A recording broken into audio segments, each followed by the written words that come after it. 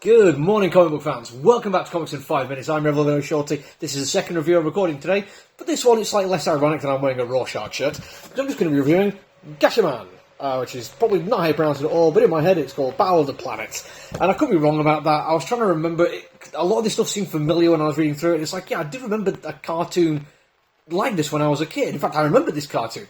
And in my head it was called Battle of the Planets, and I probably should have Googled that before starting this review. But I was trying to remember what I did remember. Like, it's been that long since I watched it. It was never one that I kind of like went out of my way to watch, but when you're a kid of my age and Saturday mornings, if there's cartoons on, you just watch the cartoons. And I remember there was a bunch of young, like, teenagers or kids going off and doing action-adventure kind of stuff, effectively defending the planet from threats. They had individual vehicles, which came together to form some cool jet fighter thing. I may be misremembering that they could also turn into a mecha thing, but that might be me confusing it with something vaguely similar, but not that the exact same thing. But that's all I remember. And that's a good thing, I'm going to say, because it meant I didn't go into really any expectations other than those very basic facts, and it kind of delivered on them. And it worked because I was expecting a Saturday morning cartoon, and what I was given was a Saturday morning cartoon in physical form. And I've read a few of the Saturday morning stuff that other companies have done, like IDW has done Dungeons & Dragons and Teenage Mutant Ninja Turtles as the Saturday morning cartoon version done as a comic book. And I kind of like that they exist. They do need to do a certain thing of like still being appealing to the people who would watch those cartoons, but also the people who've grown up now who remember those cartoons. So that's a fine line. For this one, my distance and my lack of engagement with it was so far apart that I was like, yeah, okay, I can set this as an issue 1. And it is a good issue 1. It launches with a really nice set sequence where everything is going well in this city. I can't remember the name of it, but it's got Megalopolis somewhere in there.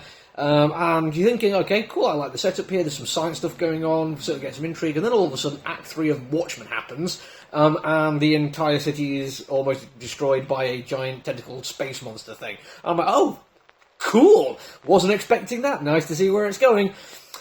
Obviously, the Gatchaman crew, the Science Ninja Squad, or something they call them, I can't remember the exact name for it, but it was a cool name, get tasked to go and help them, basically to defeat this giant monster. But quite nicely, the comic book slows down a little bit here, and we get a sequence which introduces us to the characters.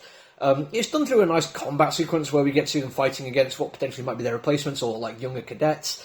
And during this fight scene, which looks really good, it is kinetic, it's dynamic, the action flows quite nicely panel to panel, everything is laid out in ways where there's no confusion over who's fighting who, everything just works. But we also get enough dialogue thrown in there to make sense of who these characters are. Now, don't get me wrong, we are not talking like deep cuts into who these people are. We don't get background lore, we don't get deep trauma, we don't even get too much in terms of their relationship to each other at this point. It's more just setting out the absolute bog standard basic who these people are, and that's good. Again, archetypal characters work for Saturday morning cartoons because that's all they need to be. You carry on, you might get some growth in there, you might build up some actual resentment or some relationships between the characters on the page or on the screen, as it were, and I appreciate that. But for an issue 1, just go with the flow, make it make sense, and make it look and sound interesting. It does all of that really effectively. Then they do get the call up, they fly off, and they actually get the little bit where they're on individual vehicles, which come together into their plane, which is very cool. I remember that happening. And they end up in this fight against this giant potential alien or techno-organic squid thing. And they do nothing really too unexpected. They don't, just go up and kick its ass and win, and it's like, yay, we are amazing action ninja scientists. They end up getting kind of pummeled by it, which leads into an ending which is kind of nice. Now, I'm not going to spoil the ending for it. It's no big twist. It actually builds up on some foreshadowing, or at least some plot points that have been set up in the original few pages. Nothing about it is going to blow your mind. It's not going to be an issue like, oh my god, I have to go back and reread it and make sense of what is going on with this new information presented. But still, for an issue 1 of something which has to have kind of like a broad appeal, which usually does involve the fact that it's based on a previous iteration. Well, sorry, it is a current iteration of a previous IP. That brings its own audience, it brings its own expectations, and doing anything which kind of messes with that just a little bit, even in predictable ways, I admire, I appreciate it. I can't say I'm like in love with it and I'm going to be checking out the rest of the series as it comes out, but if you are a fan of Battle of the Planets, of Gatchaman, and just general anime-style Saturday morning cartoon adventure stuff, I think you are going to enjoy it. It does everything it's set out to do, and it does it effectively, and it looks good while it does it. Cullen Bunn nails it, and the artist, I forgot, Chris Batista does a really good job too. check it out if it's your kind of thing. But I can't really rave about it because it doesn't do anything above and beyond what I expected.